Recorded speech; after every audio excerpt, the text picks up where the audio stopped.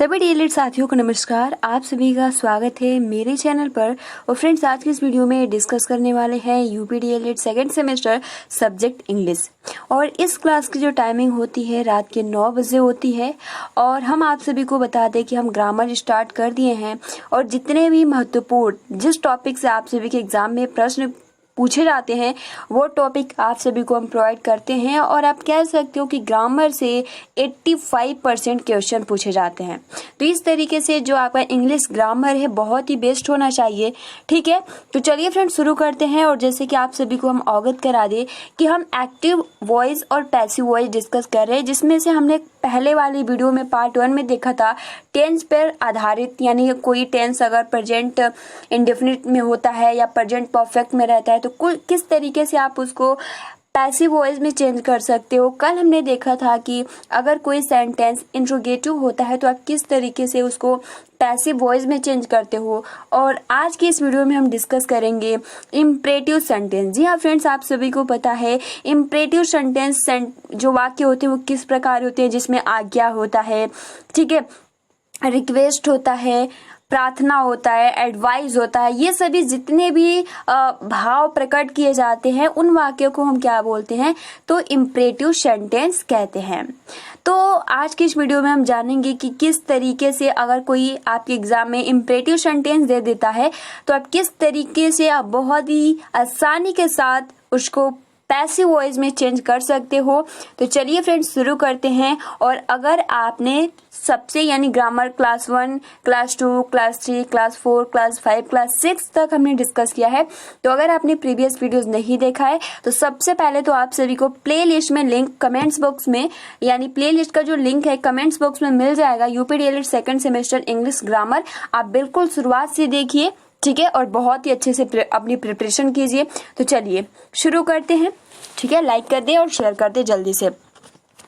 सबसे पहले आप सभी को पता है, जो भी हमने आप सभी को बताया कि इम्परेटिव सेंटेंस क्या होते हैं, ठीक है। जिस वाक्य में आज्ञा जैसे हो, निवेदन, प्रार्थना या कोई सुझाव दिया जा रहा है, ये जो भी भाव प्रकट होते हैं और जो इसमें सब्जेक्ट होता है, जो यू होता है, छिपा होता है। फॉर एग्जाम्पल आपके सामने शो हो रहा है कॉल द पियोन।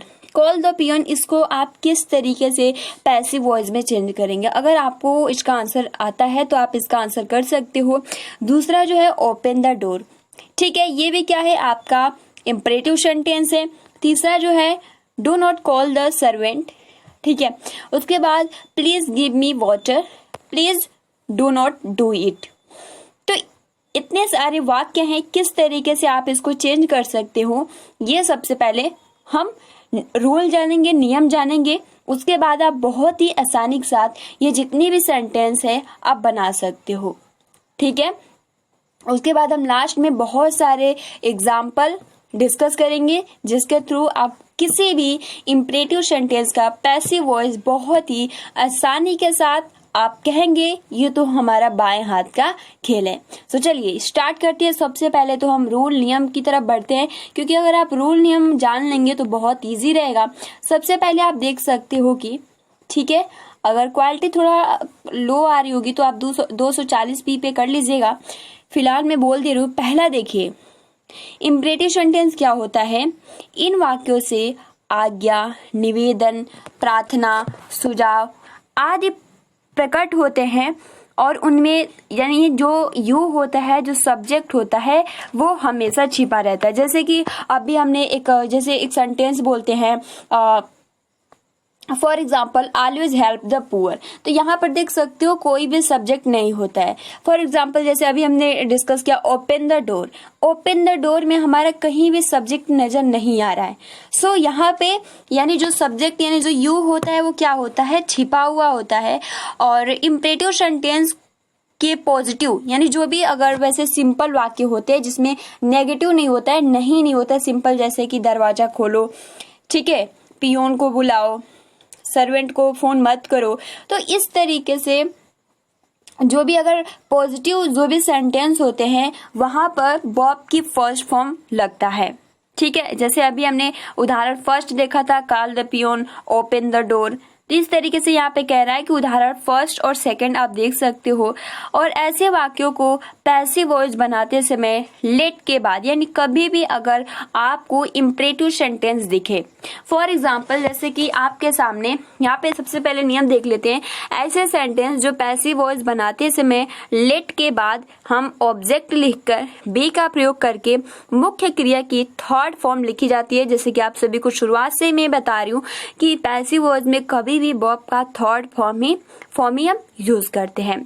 इसका आप स्ट्रक्चर स्क्रीनशॉट ले सकते हो। देखिए, कभी भी अगर सिंपल सेंटेंस इम्परेटिव सेंटेंस का होता है तो सबसे पहले तो हम लेट का यूज करते हैं, उसके बाद ऑब्जेक्ट, उसके बाद बी, उसके बाद वर्ब का थर्ड फॉर्म हम यूज करते हैं। तो ये चलिए इसके आधार पर सबसे पहले तो हम एक एग्जांपल देखते हैं, उसके बाद हम जितने भी रूल नियम हैं वो फॉलो करते हैं। तो सबसे पहले तो एग्जांपल, जैसे हमें पता है सबसे पहले अगर सिंपल सेंटेंस होता है इम्परेटिव सेंटेंस का तो हम लेट का यूज करते हैं, फिर ऑब्जेक्ट का, फिर बी का, फिर वर्ब का थर्ड फॉर्म। अब चलिए हम कुछ सेंटेंस देख लेते हैं। जैसे कि सबसे पहला जो आपका यहाँ पे स्टेटमेंट है, call the peon. Call the peon, सबसे पहले हमें पता है कि आपका जो स्ट्रक्चर था वो ऑब्जेक्ट था, मतलब कि लेट था। तो हम यहाँ पे लिखेंगे लेट, उसके बाद ऑब्जेक्ट। ऑब्जेक्ट क्या है यहाँ पे? The peon. तो let the peon be. Call का क्या हो जाएगा, क्योंकि थर्ड फॉर्म हम लगाएंगे तो यहाँ पे हो जाएगा कॉल्ड। क्लियर? तो इस तरीके से हमने इसका बना दिया कॉल द पियोन। तो इसका हो जाएगा let the peon be called. Clear? I hope कि आप बहुत ही आसानी के साथ, अगर कोई भी इम्परेटिव सेंटेंस आता होगा तो आप उसको एग्जाम में बहुत ही आसानी के साथ कर लेंगे। चलिए, यहाँ भी ये भी सिंपल सेंटेंस ही है, तो इसको भी हम करके देखते हैं क्या हमारे रूल और नियम पर लागू होता है या नहीं। सेकंड जो आपका है, open the door. Open the door, यहाँ पर हमें पता है कि लेट का यूज करते हैं, फिर ऑब्जेक्ट का यूज करते हैं। और फ्रेंड्स यहाँ पे ओपन द डोर है तो सबसे पहले हम किसका यूज करेंगे? तो लेट। लेट का स्पेलिंग होता है LET। उसके बाद हम क्या करेंगे? ऑब्जेक्ट। तो क्या हो जाएगा? The door. ठीक है, द डोर। उसके बाद लगता है बी, उसके बाद वर्ब का थर्ड फॉर्म, यहाँ पे हो जाएगा ओपेंड। क्लियर? यहाँ पे एन है। तो यहाँ पर हमने देखा कि सिंपल सेंटेंस जब भी इम्परेटिव सेंटेंस होता है जो उसमें सब्जेक्ट यू छिपा रहता है तो हमारा सबसे पहले लेट लगता है, उसके बाद ऑब्जेक्ट, उसके बाद बी और उसके बाद वर्ब का थर्ड फॉर्म हम यूज करते हैं। अब यहाँ से नेगेटिव स्टार्ट होता है तो सबसे पहले तो हम रूल नियम देखेंगे। तो देखिए उसके बाद क्या रहा है कि नेगेटिव वाक्यों की पैसिव वॉइस बनाते समय बी से पहले नॉट लिखा जाता है। उदाहरण 3 और 4 में, जैसे कि अभी हम उदाहरण देखेंगे, को देखिए। एक्टिव वॉइस के नेगेटिव वाक्य प्रायः डू नॉट या डोंट से शुरू होता है, यानी जो भी इम्परेटिव सेंटेंस होते हैं यानी उसी को हम एक्टिव वॉइस कहते हैं। तो जब भी ऐसे वाक्य स्टार्ट होते हैं तो डू नॉट या डोंट से स्टार्ट होते हैं। तो सबसे पहले तो हम क्या करते हैं कि अगर उस टाइम पैसिव वॉइस बनाते हैं तो हम लेट का यूज करते हैं, फिर ऑब्जेक्ट का यूज करते हैं, फिर नॉट का, उसके बाद बी और उसके बाद वर्ब का थर्ड फॉर्म आता है। यहाँ पर आप स्ट्रक्चर देख सकते हो कि अगर कोई भी इम्परेटिव सेंटेंस होता है, ठीक है, अगर उसमें नहीं उसको मत बुलाओ, ठीक है, उसको कॉल नहीं करो, तो इस तरीके के जो भी सेंटेंस होते हैं उसको अगर आप पैसिव वॉइस में चेंज करते हो तो लेट, ऑब्जेक्ट, बी के पहले नॉट का यूज करते हैं, नॉट, बी और वर्ब का थर्ड फॉर्म। चलिए फ्रेंड्स कुछ देख लेते हैं। यहाँ पर एग्जाम्पल आपके सामने एक शो हो रहा है, यहाँ पे डोंट या आप कह सकते हो do not call the servant. हम यहाँ पर देख सकते हैं कि इम्परेटिव सेंटेंस है, यहाँ पे आप सिंपल कह सकते हो ये कौन सा सेंटेंस है? तो इम्परेटिव सेंटेंस है।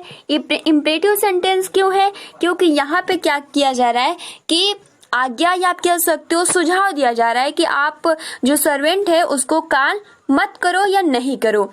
सो यहाँ पे हमें पता है कि अगर इम्परेटिव सेंटेंस का कोई भी नेगेटिव सेंटेंस होता है तो जो नियम होता है, सबसे पहले हम लिखेंगे लेट, उसके बाद हम लिखेंगे ऑब्जेक्ट, तो ऑब्जेक्ट हो जाएगा द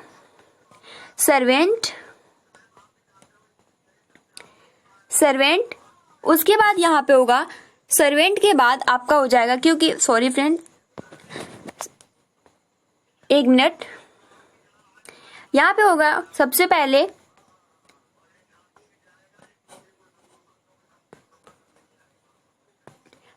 होगा लेट, ठीक है, उसके बाद होगा the servant,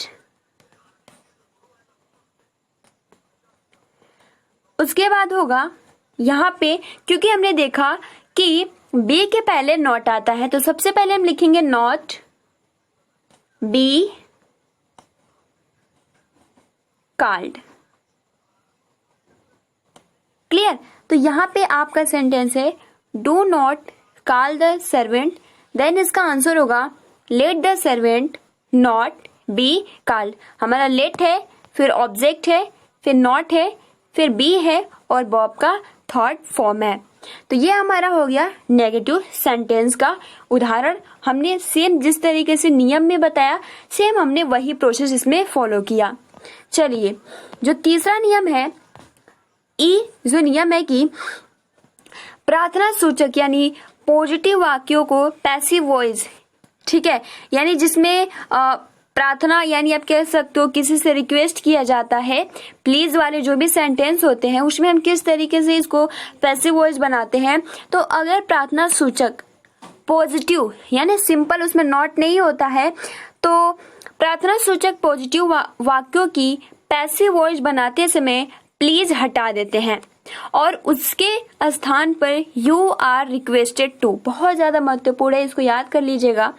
you are requested to यानी अगर एक्टिव वॉइस में इम्परेटिव सेंटेंस है और उसका एक्टिव प्लीज से स्टार्ट हो रहा है, तो उस टाइम हम अगर पैसिव वॉइस में चेंज करते हैं तो यहाँ पर हम लिखते हैं यू आर रिक्वेस्टेड टू, ठीक है। तो रिक्वेस्टेड टू लिखकर वाक्य के शेष भाग को जिस तरीके से रहता है उसमें हम कोई भी चेंजेस नहीं करते, केवल और केवल प्लीज को हटा देते हैं और सिंपल हम लिख देते हैं। इसमें आप ये भी नहीं चेंज कर सकते हो वर्ब का थर्ड फॉर्म, कुछ भी नियम नहीं फॉलो करना होता है, सिंपल आपको प्लीज के स्थान पर हम लिख देते हैं यू आर रिक्वेस्टेड टू और जिस तरीके से जो आपका वर्ड होता है हम सेम उसमें उसी तरीके से लिख देते हैं। चलिए उदाहरण देख लेते हैं। सबसे पहले आपके सामने प्लीज गिव मी, ये क्या है, पॉजिटिव यानी सिंपल है, नेगेटिव नहीं है।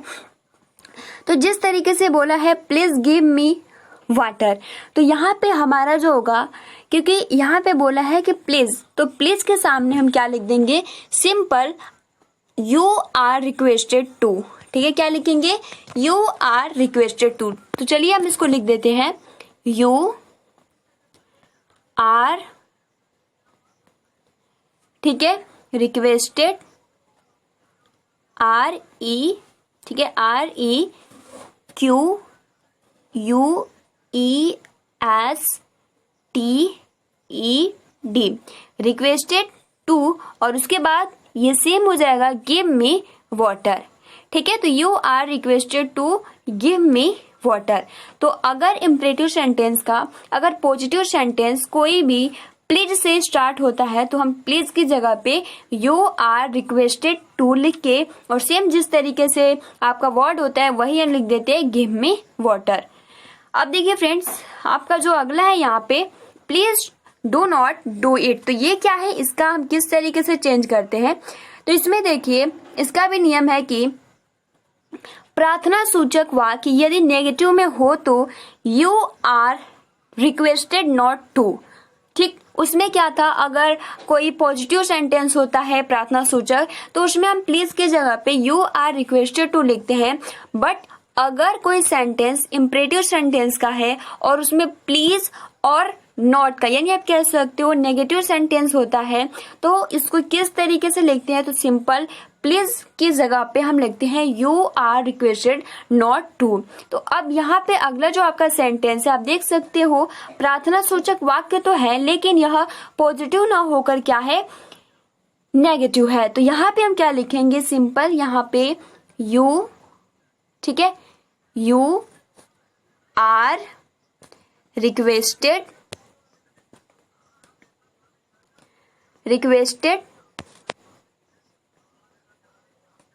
you are requested not to, उसके बाद हम लिखेंगे to do it। ठीक है, जो भी हमारा सेंटेंस रहता है हम सेम वही लिख देते हैं। तो you are requested not to do it. तो ये कुछ नियम है इम्परेटिव सेंटेंस के जिसको आप फॉलो करके बहुत ही आसानी के साथ किसी भी इम्परेटिव सेंटेंस को आप पैसिव वॉइस में चेंज कर सकते हो। चलिए फ्रेंड्स, अब कुछ हम लोग उदाहरण देख लेते हैं। यहाँ पर मैंने पूरा बनाया है, ठीक है, क्योंकि पीडीएफ में दूंगी तो उसमें दिक्कत ना हो। चलिए अब हम आगे बढ़ते हैं और आप सभी को इसका आंसर करना है, क्योंकि अगर आप इसका आंसर कर लेते हो तो बहुत ही बढ़िया। जिसमें सबसे पहला क्वेश्चन है कि post this greeting card. Post this greeting card को पैसिव वॉइस में किस तरीके से चेंज करना है। तो यहाँ पर आप देख रहे हो कि यह क्या है, एक सिंपल सेंटेंस है और इसमें ना ही प्लीज है और ना ही मतलब आप कह सकते हो प्रार्थना वाचक का नेगेटिव है। तो हमको पता है कि एक सिंपल है, तो सबसे पहले हम क्या लिखेंगे, पोस्ट दिस ग्रीटिंग कार्ड। तो यहाँ पर होगा लेट, ठीक है, लेट, और उसके बाद होगा यहाँ पे लेट हमारा होगा ऑब्जेक्ट यानी दिस ग्रीटिंग कार्ड, क्योंकि ये हमारा क्या है, पूरा ऑब्जेक्ट है। तो इस तरीके से हम लिखेंगे दिस ग्रीटिंग, ठीक है, ग्रीटिंग कार्ड। उसके बाद हम लिखेंगे बी पोस्टेड।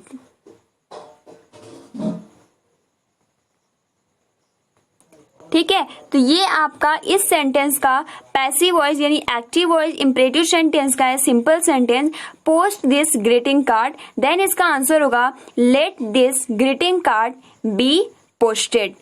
ठीक है, अब देखिए फ्रेंड्स, अगला जो आपका सेंटेंस है रिपेयर योर कैमरा, इसको आप किस तरीके से चेंज करेंगे। सबसे पहले यहाँ पर हम देखेंगे कि यह एक इम्परेटिव सेंटेंस है क्योंकि जो सब्जेक्ट होता है वो इसमें हाइड है। रिपेयर योर कैमरा, तो यहाँ पर सबसे पहले योर कैमरा, तो हम लिखेंगे यहाँ पे लेट योर कैमरा, उसके बाद होगा यहाँ पे बी रिपेयर्ड। ठीक है, यहाँ पे हम लिखेंगे बी रिपेयर्ड क्योंकि वर्ब का थर्ड फॉर्म हमेशा हम लगाते हैं। तो इस तरीके से हो जाएगा let your camera B repaired. Next बढ़ते हैं हेल्प द चिल्ड्रेन।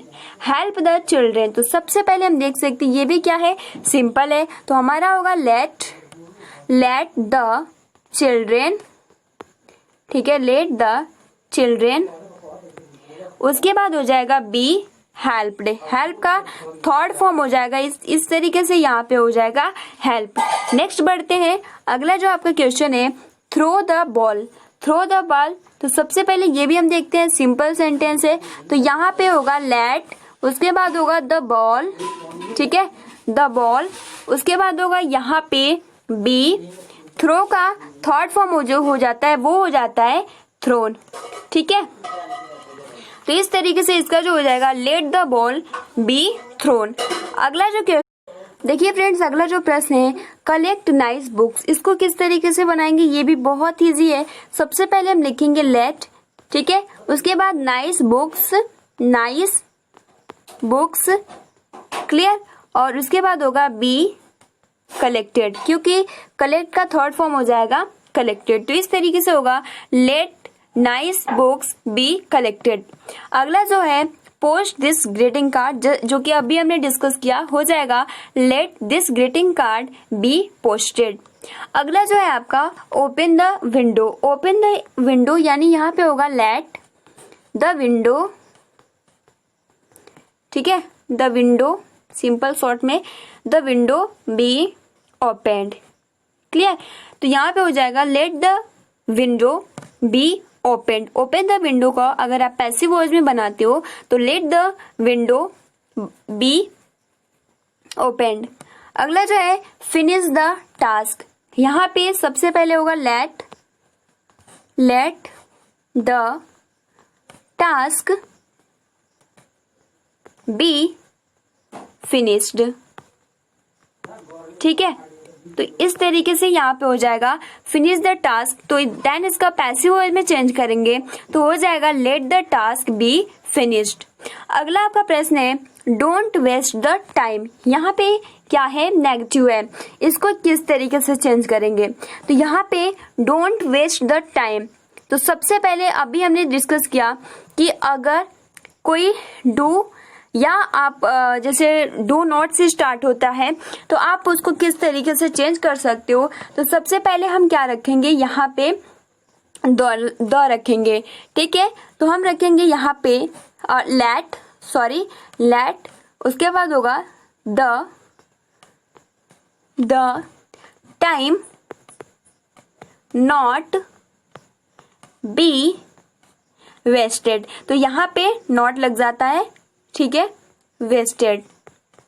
क्लियर। तो ये आज के इस वीडियो में हमने जाना इम्परेटिव सेंटेंस से रिलेटेड कि अगर कोई भी इम्परेटिव सेंटेंस दे देता है तो आप उसको किस तरीके से पैसिव वॉइस में चेंज कर सकते हो। और आई होप कि आपको बहुत ही आसानी के साथ समझ में आ गया होगा। और देखिए फ्रेंड्स, अगर कोई भी सेंटेंस प्लीज से स्टार्ट होता है, जैसे फॉर एग्जांपल अगर हम कहें please give me a book, तो यहाँ पे क्या होगा, please give me a book का क्या होगा, तो यहाँ पर आंसर हो जाएगा you are requested to give me a book. जैसे please call the doctor, please call the doctor का हो जाएगा you are requested to call the doctor. ठीक है, तो आई होप कि आपको बहुत ही क्लियरली समझ में आ गया होगा। अगर डोंट से स्टार्ट होता है तो सबसे पहले होगा let the time not be wasted, यानी यहाँ पे हम नॉट का यूज कर देते हैं। चलिए कुछ एग्जाम्पल आप सभी के सामने पेश करते हैं जिसका आंसर आप सभी को करना है। तो चलिए स्टार्ट करते हैं, जिसमें सबसे पहला क्वेश्चन है कि डू नॉट ईट मच, इसका आपको पैसिव वॉइस में चेंज करना है। दूसरा है इन्फॉर्म द पुलिस, हिंदी में हो गया बट कोई नहीं, आप इसका आंसर कर सकते हो inform the police. Please call the doctor, इसका भी आपको पैसिव वॉइस में चेंज करना है। सो फ्रेंड्स, आज के इस वीडियो में हमने जाना इम्परेटिव सेंटेंस के बारे में कि अगर आप कोई भी इम्परेटिव सेंटेंस होता है तो किस तरीके से उसको आप पैसिव वॉइस में चेंज कर सकते हो। आई होप कि आपको बहुत ही आसानी के साथ समझ में आ गया होगा। ठीक है, तो वीडियो को अभी तक आपने लाइक नहीं किया है तो प्लीज गाइज लाइक कर सकते हो और अपने फ्रेंड्स मित्रों को जरूर शेयर कीजिए। तो मिलते हैं 10 बजे वाली क्लास में। Thanks for watching, take care and best of luck.